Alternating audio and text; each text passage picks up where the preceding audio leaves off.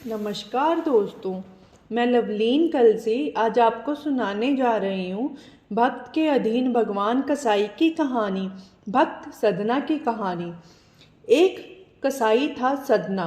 वह बहुत ईमानदार था। वो भगवान के नाम कीर्तन में मस्त रहता था। यहाँ तक कि मांस को काटते बेचते हुए भी वह भगवान का नाम गुनगुनाता था। एक दिन वह अपनी ही धुन में कहीं जा रहा था कि उसके पैर से कोई पत्थर टकराया। वह रुक गया। उसने देखा एक काले रंग के गोल पत्थर से उसका पैर टकरा गया है। उसने वह पत्थर उठा लिया, वह जेब में रख लिया, यह सोचकर कि यह मांस तोलने के काम आएगा।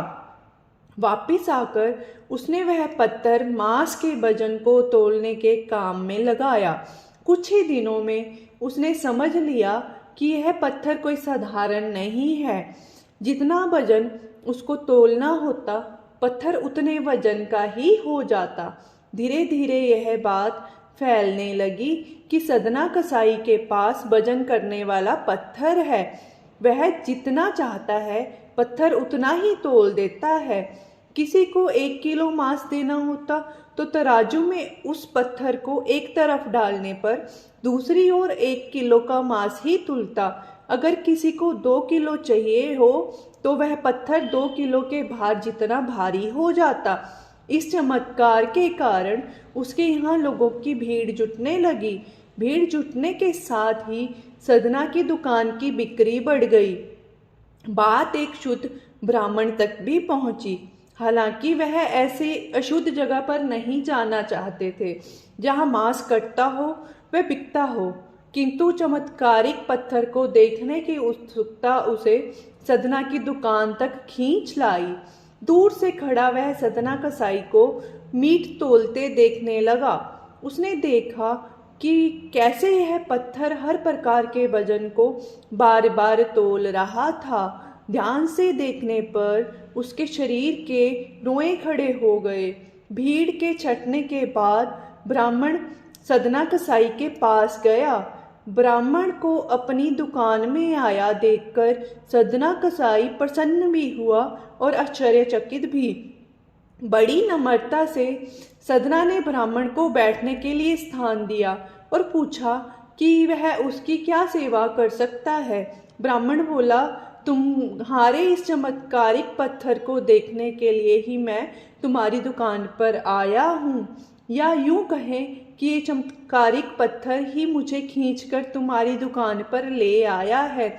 बातों ही बातों में उन्होंने सदना कसाई को बताया कि जिसे पत्थर समझकर वो मांस तोल रहा है, वास्तव में वो शालिग्राम जी हैं, जो कि भगवान का स्वरूप होता है। शालिग्राम जी को इस तरह गले कटे मांस के बीच में रखना व उसके मांस तोलना बहुत बड़ा पाप है।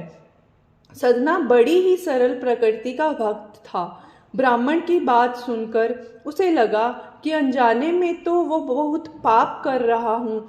अनुनय विनय करके सदना ने वह शालिग्राम उन ब्राह्मण को दे दिया और कहा कि आप तो ब्राह्मण हैं, अतः आप ही इसकी सेवा परिचर्या करके इन्हें प्रसन्न करें।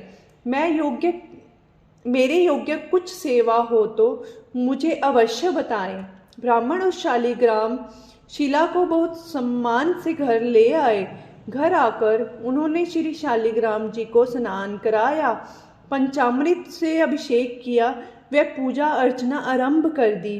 कुछ दिन ही बीते थे कि उन ब्राह्मण के स्वप्न में श्री शालिग्राम जी आए। वह कहा, हे ब्राह्मण, मैं तुम्हारी सेवाओं से प्रसन्न हूँ, किंतु तुम मुझे उसी कसाई के पास छोड़ आओ। स्वप्न में ही ब्राह्मण ने कारण पूछा तो उत्तर मिला कि तुम मेरी अर्चना पूजा करते हो, मुझे अच्छा लगता है, परंतु जो भक्त मेरे नाम का गुणगान कीर्तन करते रहते हैं उनको मैं अपने आप को भी बेच देता हूँ।